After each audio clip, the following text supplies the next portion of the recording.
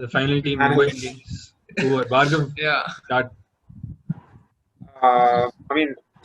This 11 is pretty much set. I don't think we need to go through too much, but you have Quinton de Kock and Rohit Sharma up top, followed by Surya Kumar and Ishan Kishan. And then, of course, you have the engine room of Mumbai Indians, which is Pandya, Pollard, and Krunal. Very crucial. I think this is the best middle order in the IPL, and that's probably why Mumbai are winning so many games. And after that is the eighth spot is the one which is a little iffy. So, I'd prefer Milner to be there because it gives us a little bit more reassurance in terms of bowling. But Kultanile isn't a bad option as well. And then you're followed, of course, you have the leg spinner chair and then Bolt and Bumrah. So again, one more thing which is crucial to see how Bolt goes.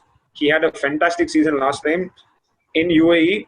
In India, he does have a record of getting hit sometimes. He's never had a good IPL season in India so far. So that's another crucial thing because the fact that you have to play one more iffy spot at 8 with Bolt at 10, and if he doesn't fire, then Mumbai are going to have problems.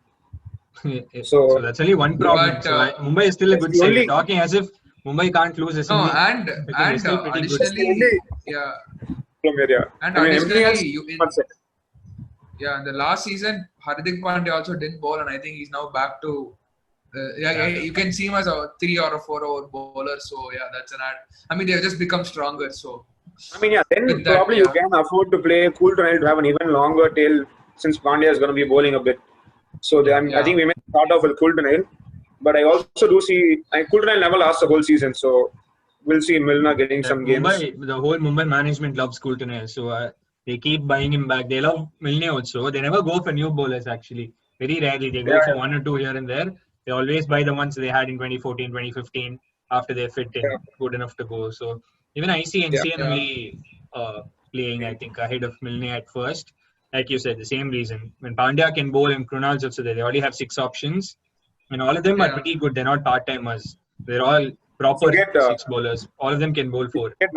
Pollard also chips in with a couple sometimes. So if Rohit is the captain, I don't think Pollard will bowl. Only when Pollard's the captain, he'll take the ball, grab the ball from everybody and bowl 2-3 overs. When he's not the captain, he probably won't get the ball.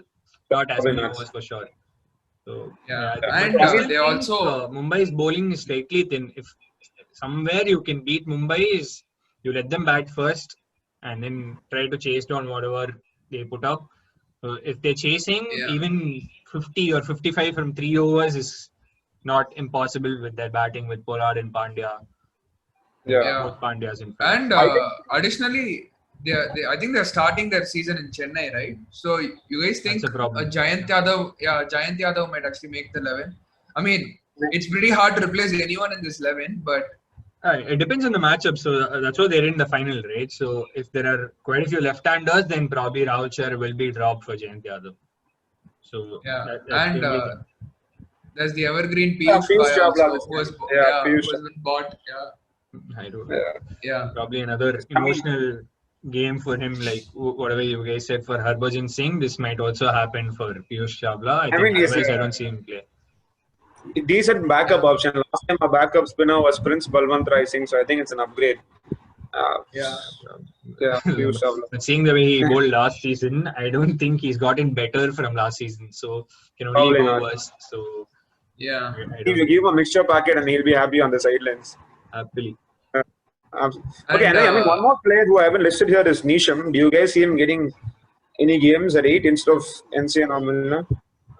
First game actually, as funny as it sounded, whatever bullshit Harsha Bhogle spat, I think he's not going to open.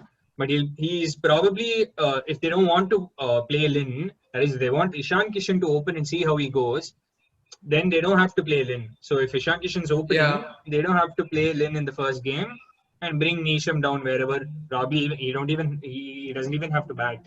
And Nisham is just like won't be available for the first game because he's joining after the Pakistan series. So only for the first game, it won't be Quinton de Kock up top, and people are expecting Lin, but Rohit is telling us the other. And Mumbai just got an upgrade on I think they had Sharfe and Rutherford as a backup to Pollard last season. They just got an upgrade in the form of Neesham. That's it. They just improved their squad in that way also. Yeah. Yeah. Otherwise, But I think the media manager probably lost his job. His digital media manager. Then Neesham is probably like a pretty expensive one, but yeah, they got him for that. Yeah. But one thing I actually want to point out is, I mean, because they've been winning and this team is like such a juggernaut, his performances actually is going under the radar. But Rohit Sharma with the bat has actually been pretty average for Mumbai over the last 3-4 seasons.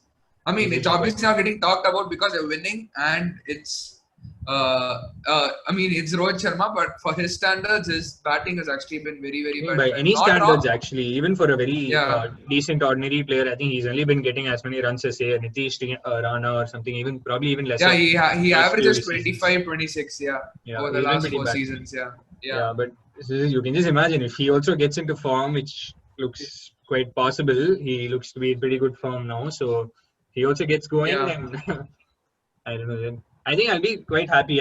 Rohit is better off actually compared to Hardik Pandya or Pollard anytime. He'll score only 12 runs, 13 runs and over, not 18 or 19. So I think it's fine. I take it as an opponent. Yeah.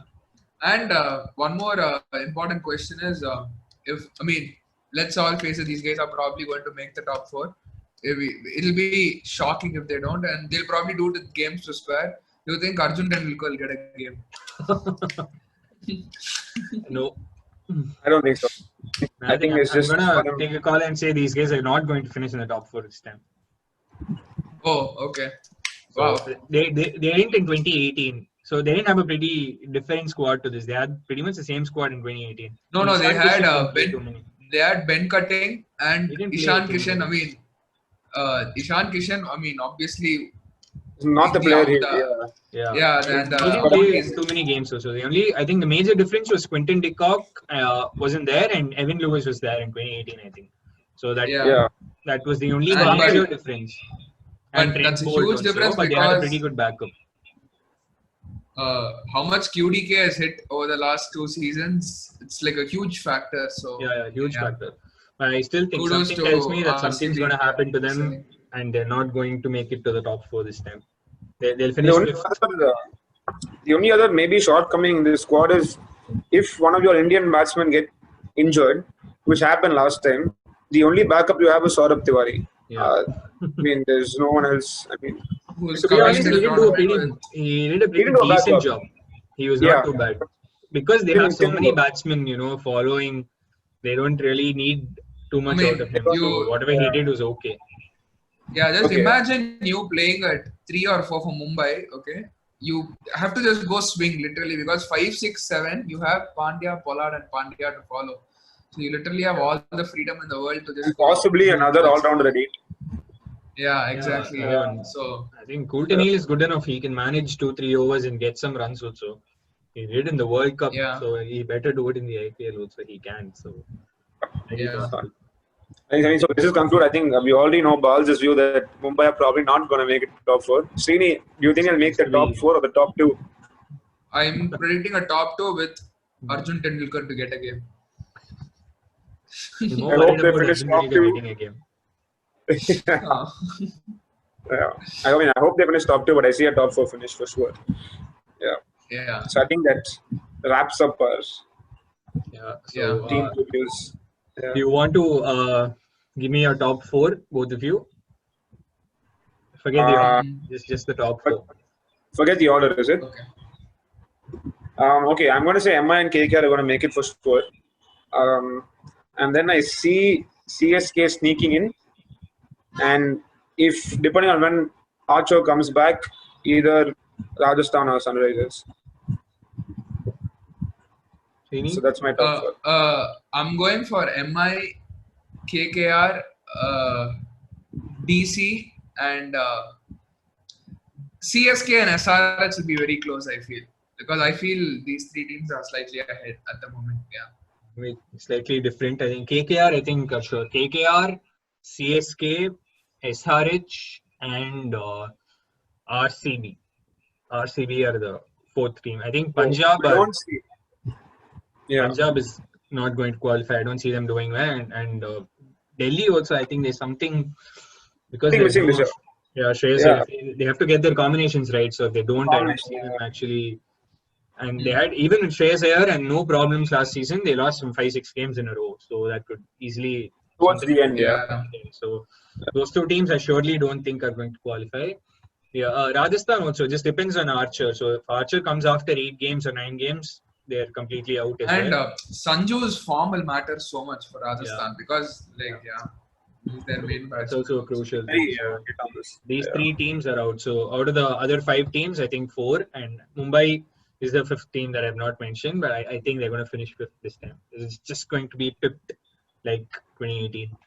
With a slow start, which they normally do. That's as you should. In India, they always start slow. Last year was just 2020. Everything chaotic. Even yeah. See how it goes. Yeah. Thanks. Thanks for watching. Hopefully the IPL happens on time and we're able to. The previews actually matter and starts on Friday. Yeah. Hopefully these 2 hours were worth something. Yeah. Totally, cumulatively. Yeah. Okay. Thank you. Okay. Yeah. Thank you. Bye.